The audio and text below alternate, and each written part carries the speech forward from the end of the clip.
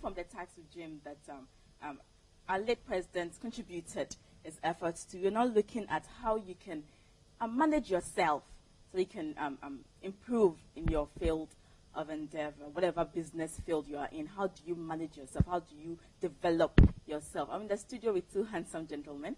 I'm here with Emmanuel Nkrumah. Emma is a motivational speaker. Emmanuel, good morning. Good morning, Audrey. And you're welcome to the Breakfast Show. Thank you. Hope you're doing good today. By God's grace. Okay, all right. Now, of course, Scofray, Nana Yao Yoboy. Scofray is a transformational coach and also the director of Visionaries Foundation. Scofray, good morning. Good morning. You're also welcome to the Breakfast Show. Thanks for having me. And how do you do? I'm doing good. That's great. It's good to have the two of you in the studio this morning. And we're looking at self-management and then personal development. But let's first look at what self-management is. Emmanuel. Self-management is using your skills, strategies, and methods, to achieve the goal you have as a person, or maybe for an organization. Skills and strategies. Skills, strategies, methods, wisdom, any tool that you have to achieve that goal. Okay, any tool that you have as a person, as an individual. An individual. Okay, all right. Scofray, you agree with that? Well, yes. Just want to add a bit to it. Self-management is the ability to put your strength to its utmost use, the ability to manage your weakness in the face of challenges, and the ability to tolerate these two when the need arises, and also being able to relate when challenges or when you are able to permeate into the highest form of your endeavors. It is you being able to sustain whatever you've been able to achieve, or you being able to sail through whatever you've tasked yourself to do in the face of challenges. Understanding that if you're a broadcaster, for instance, there are things everybody can do, you cannot do.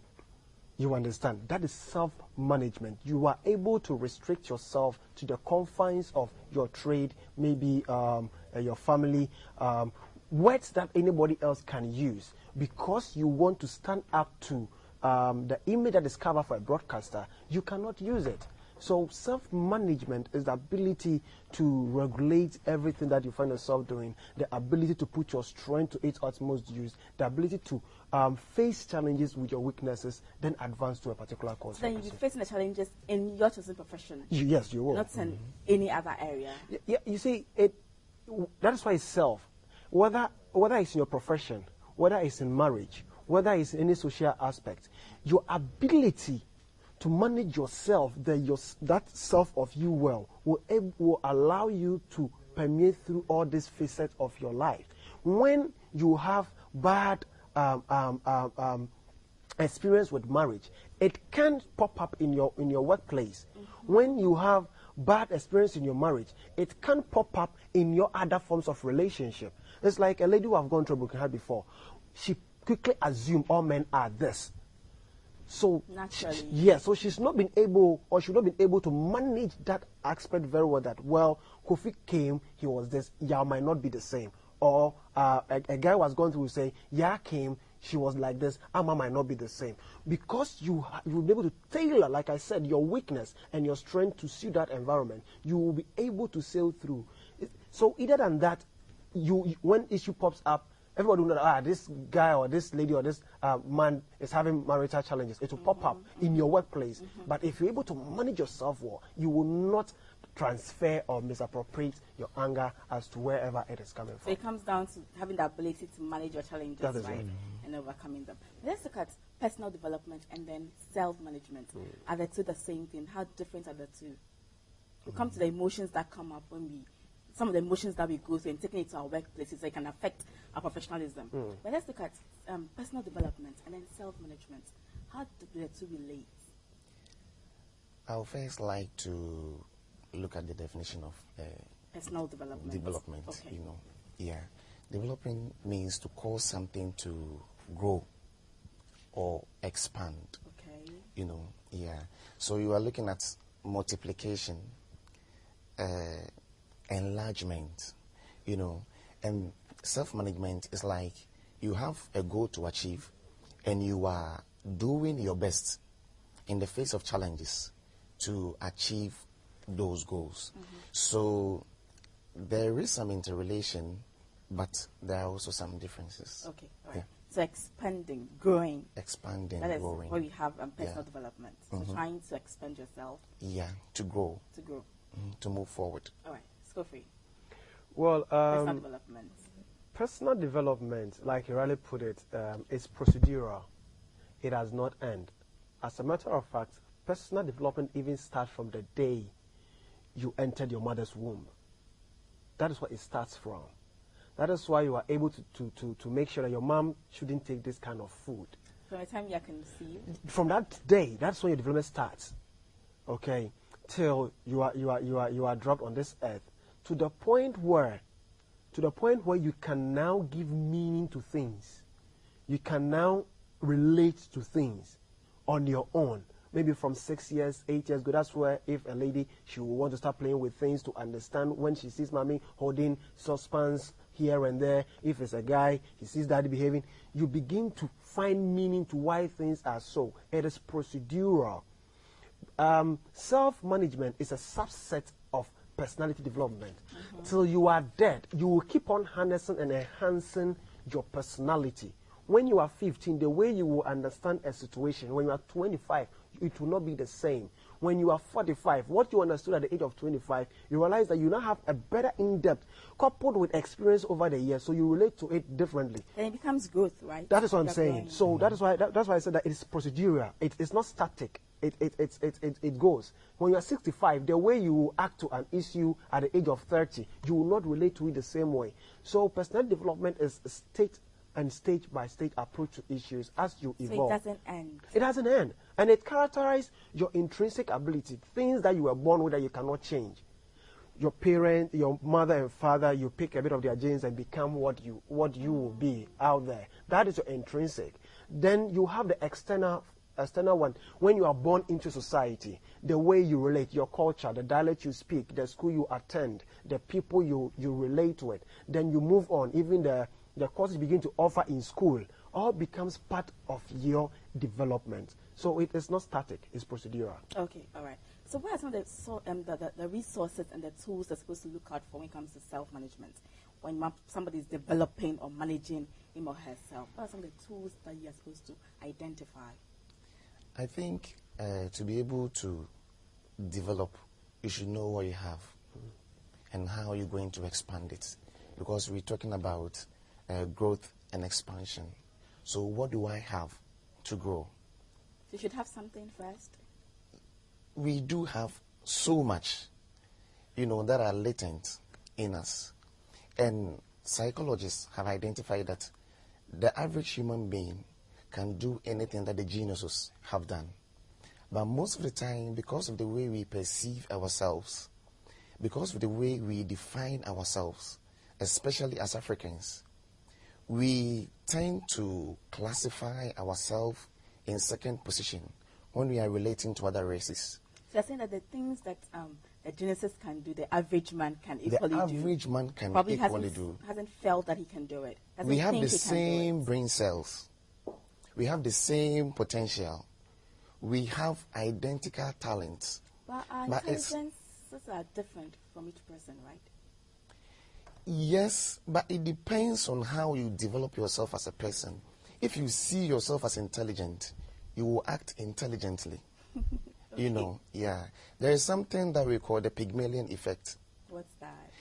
In psychology, when you psych somebody or you continuously tell somebody that you are good, you can do this, the person lives up to that. So you begin to build that confidence in The yourself. person begins to build that confidence and begin to head towards that. So it's very, very important to know ourselves, that our brains are capable of doing greater and greater works that can astonish ourselves. So we need to see ourselves as geniuses. We don't have to see ourselves as the way we describe ourselves as black men, black mentality is very demeaning. When we do that, we shatter some parts of our brains to function the way we ought to. So we have to change our worldview, the way we view the world, the way we see ourselves. Because how you see yourself will determine what you will do in life. and what you become in the long run. So it's using what you have, right? Using expanding what you have. what you have. Yeah. So it's all about recognizing that I have this in me, I can do this, I can do that. Very, very That's what you're saying then. important. Very, very important. Okay. There have been shoeshine boys who have risen to become president, like the former president of Brazil, Lula da Silva. He was a shoeshine boy. He started school at the age of 10. He was an orphan. The father died. And this guy had to work hard to cater for the mother. But he had a vision that one day he will become a president, and he became a president. So there have been so many ordinary people who had good perception of themselves, and they worked towards it and achieved it. So how we look at ourselves, our perception, our worldview, influences our thinking and how we act. Okay. It's very, very important. Okay. And we take that to the professional world. Yes, yes, yes. Scofray, identifying the tools and resources that we have that can help us to manage ourselves. Well, you like you said, you must be able to find things that triggers what is intrinsic within. You must be able, one who is good at entertainment, when he or she hears maybe the chord of a guitar, something begins to bubble within the person. One who is akin to football, okay, at a very tender age, he will want to mess around with football. It's like giving the material to a fashion designer. That is it. Create something out of that. That is it. So when you are able to identify what gives you some source of fulfillment within, then you can begin to look for tools that will aid you to harness it. But if you are not able to identify it, that is the difficulty. But if you are able, the first step is to identifying what is in you. That is a difficult thing. The most difficult aspect is those who are ambidextrous, people who can do about 4 or 5 things. It's very difficult to tell which of this is really you. But actually, you are all the 5. There are people like that to solve a particular purpose, a particular situation in society. So if you are able to get all this first, then you will understand what you need. If you are a musician and you must train your vocal, you just don't sit there and say you want to. So you must understand that I must train the voice or the vocal cord. If you are akin to engineering, you must love to fidget.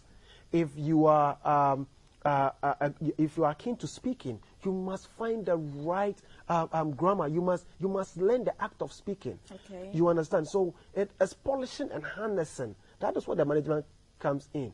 Where somebody will go, you know, in understanding your trait, you want to know when you fluctuate your tones, as and when you must commanding your audience. They make the language beautiful. That is it.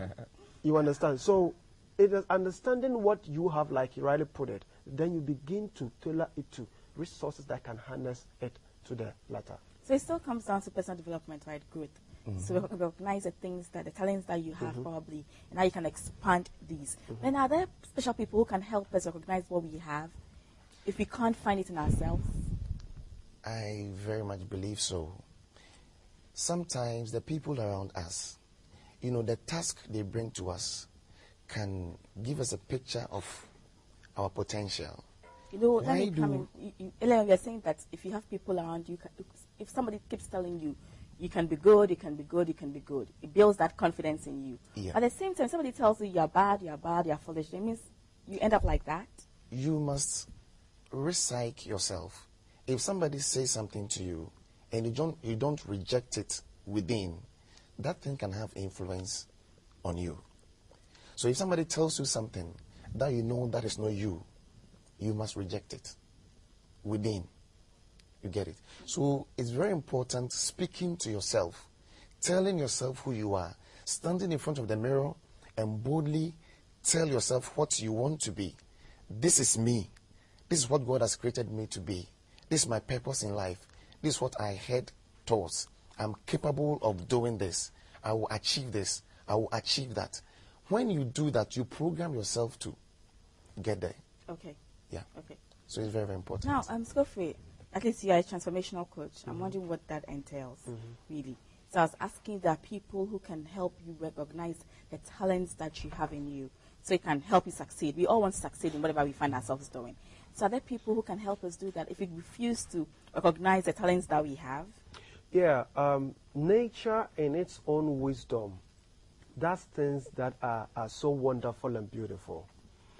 There are times even the person who identifies what is in you is not in your field. There are times somebody will see the same thing that he sees in himself, but you have an upper edge, so he spurs you on. But it does not necessarily mean that you should automatically become like that person who sees what is in you. The person is just like a shepherd or a guide. Okay, I see myself in you. I stepped here, I fell. You might step there and you wouldn't fall, depending on your tenacity or your ability to relate to things. So there are people, that is how nature designs everything. If you look at the structure of engineering, somebody developed transistor. Somebody developed capacitor. Somebody developed a diode. Somebody will also come and put all these three things together to get a charger. Somebody will come and put all these things together and get a generator. So it's the same way. So somebody will lay a foundation and you pick from that. That is the beauty about nature. It is never static. Whatever you are and you think you want to keep it to yourself, somebody is bigger than what you are. Because you are there, that person has not been brought into the limelight. So there are people there. That is how nature has created things. Some will come and become the trailblazers. Some too will follow the trailblazers and make records. Somebody will dwell on the record that has been made to expand what has been made. So there is like a structure. We all fit into that chain. It's just like a chain. People are there who will lead you, not necessarily wanting you to become like them, but says, I see this in you. And I believe that if you harness it this way, and sometimes it's just a whisper. It's just a reminder. In reality, the person is not telling you. It's just a reminder to respond to what is in you that you've been quiet to. It just triggers what is in you, and you begin to live as such. Okay, because you want to add something to that? Yes, aside what Scofray is saying, sometimes our passion and the things we love can be an indication of the things that we can do. Sometimes you are so passionate about doing something that the free moment you get, you want to do that thing to have some inner satisfaction or some joy. Yes. And you are so excited doing it that if even you are not rewarded materially, you are still happy within. You feel fulfilled. It's a very good indication of the things you love and the things you can do. Okay. Yeah. Now let's look at our individual attitudes that we take to our workplaces. How does that impede our success? Individual attitudes that people have when it comes to self-management. Sometimes negative attitudes repel clients.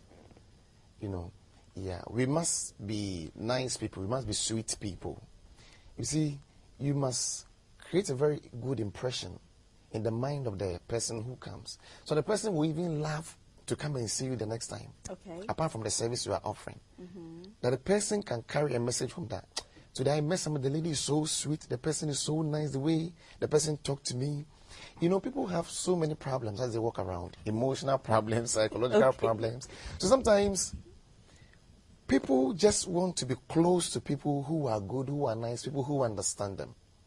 You know, so if you are that kind of person, you attract a lot of people to your end. So it's very, very important to be nice. Very, very, very important to be nice. Aside that, it's also very important to look good. You know, research shows that about 55% of people's impression about you is created from your looks before the other factors come. You know, so before you open your mouth, 55% people's impression about you. That is from research done in California by a professor. So it's very, very important. Our appearance is very, very important. Very, very important. Okay. So our appearances, and then of course it should be nice people as well. Yeah. Our attitudes that can lead to success in our workplaces. Well, attitude are like charges. There are those that you were born with that you must manage. There are those that you learn from society and becomes a concept for you to relate with. Then there are those that corporates put up and they call it work ethics that you must also adapt to. Okay. So if you are the kind of person who grew from a family where nobody was able to order you about, okay, when you get to an office where there is a structure or there is a hierarchy, if you don't take care, you will want to jump things because your upbringing does not facilitate being able to go through sequence. You understand? The same way too, our temperament gives us attitude, which are intrinsic. If you meet the choleric who is bossy, and you don't understand that personality, you might be fighting all the time. If you want result from my kind of people, and you don't give them measures time-bound... What are your kind of people? Sanguines. Okay. You don't give them timelines to meet deadlines. Whilst you want results, they want fun. You understand? So it does not make me look good or bad. This is my intrinsic personality. This is what makes me who I am. But to be able to function on a team or to be able to function in the corporate world, I must follow suit with the structures of the corporate world. Okay. Okay. So that is why if you are angry home, don't bring it to the office. It's a whole different entity. It comes back to our emotions. That's what I'm saying. So you don't bring it to the office. That is where the management comes in. How are you able to tailor or to deal with mood swings? You have to understand what had happened between my wife and I. My manager, my colleagues in the office has nothing to do with what happened at home. And you must understand that if you flout the rules of or the ethics of your trade, you can be punished, or you create damage for the business from which you are being paid. So attitude, ability to understand your bad, that's why you say bad attitude and good attitude. If you know what you are bad at, you begin to find means to tailor it. Okay, all right. Now, let's quickly look at some of the impacts of our emotions on our professions. The impact of our emotions, talking about emotions that you can carry from one place to the other, and how that can lead to mismanagement at our workplaces. How are you able to put that aside? You know, it depends on how you perceive things and how you interpret things. You know, sometimes a friend can do something, and not you per se, let's say somebody, Okay. and that person may insult the friend. But let's say the pastor of that same person will do that same thing, and the person will smile. Why? Because of the way you perceive and esteem the person. That means you adjusted your emotion at that particular moment. You interpreted things differently. You told yourself you cannot do this to this person. So we have that power. We have control of our emotions. You know, sometimes when a madman does something to you, you will not react the same way a normal person would do to you, because you think that person is mad. So sometimes the way we interpret it, it's not that you just perceive people to be mad or no. But just tell yourself something may be triggering that reaction. You understand? People move around with a whole lot of problems. So maybe the person has been angered from home. That's why the person is behaving like that. Or maybe something is not going so right somewhere, and the person is, bringing his anger, he's pouring his anger on you, So when we try to understand things differently, we will respond differently. And no matter how painful they may be, we have control over our emotions. We choose what we feel. You understand? Yeah, so how we see it, how we interpret it, will determine what we will do. Having control of our emotions, that is a discussion on its own. So I don't know if you want to comment on that. The impact of our emotions on our professions. Well, your emotions can either make you or unmake you. No matter how talented, no matter how gifted you are. I remember there was this very good footballer, Eric Cantona. He would have been one of the finest footballers the world